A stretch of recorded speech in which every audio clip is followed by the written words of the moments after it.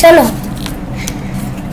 היום אנחנו נראה איך להכניס שירים אל תוך האייפוד שלכם. דבר ראשון, אתם מחברים את האייפוד למחשב.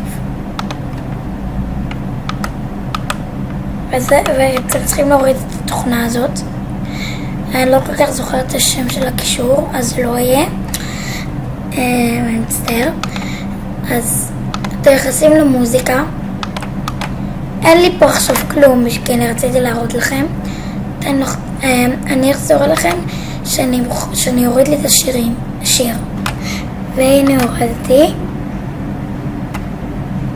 הייתי חוזר. 2, 1, שלום, חזרתי. כן, אז הורדתי. עכשיו אתם נכנסים למוזיקה, עריכת רשימה. השיר שאני הורדתי זה. תשמעו. משה אומר, אני רוצה לרקוד. זה. אז אתם לוקחים את זה ושמים פה.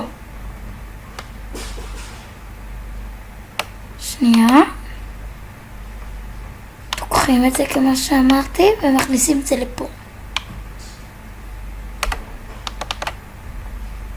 לא, הנה את זה. ומכניסים לפה. הנה עכשיו יש לכם את זה. ואז אתם מגדילים ופותחים. זהו. יש לכם את זה עכשיו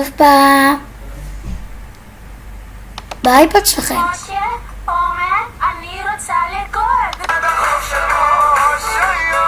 אוקיי, ביי. ביי.